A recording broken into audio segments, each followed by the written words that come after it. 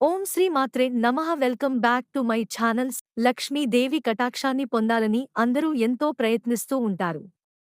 లక్ష్మీదేవి కటాక్షాన్ని పొందాలంటే మొదట మన ఇంట్లో నుండి దరిద్ర దేవత వెళ్ళిపోవాలి. దరిద్ర దేవత ఇంట్లో నుండి వెళ్ళిపోవాలంటే ఏం చేయాలి? అసలు ఇంట్లో దరిద్ర దేవత ఉందా లేదా అని ఎలా తెలుసుకోవాలి అన్న వివరాలను ఇప్పుడు తెలుసుకుందాం. ఇంట్లో ఎవరైనా ఎప్పుడు ఏడుస్తూ ఉంటే వారి ఇంట్లో దరిద్ర దేవత తిష్ట వేసుకుని కూర్చుంటుందట.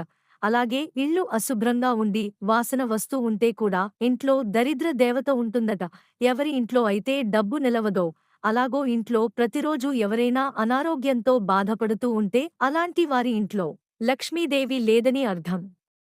ఎప్పుడూ నిద్రపోయే వారి ఇంట్లో, ఎప్పుడూ మానసిక ఆందోళనకు గురయ్యే వారి ఇంట్లో దరిద్ర దేవత ఉంటుంది.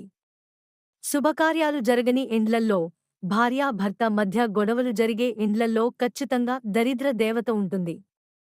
అలాంటప్పుడు ఇంట్లో ఉండే దరిద్ర దేవత బయటకు పోయి లక్ష్మీ కటాక్షం కలగడానికి గాను ప్రతిరోజూ ఇంటిని శుభ్రం చేసుకోవాలి.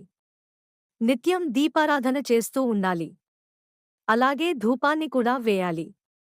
ఇంటిని శుభ్రం చేసేటప్పుడు నీటిలో పసుపును, కర్పూరాన్ని వేసి శుభ్రం చేసుకోవాలి. ఇంట్లో సువాసన వచ్చేలా పూజ చేసేటప్పుడు అగరబత్తులను వెలిగించాలి. ఈ విధంగా చేయడం వల్ల ఇంట్లో దరిద్ర దేవత ఉండదు.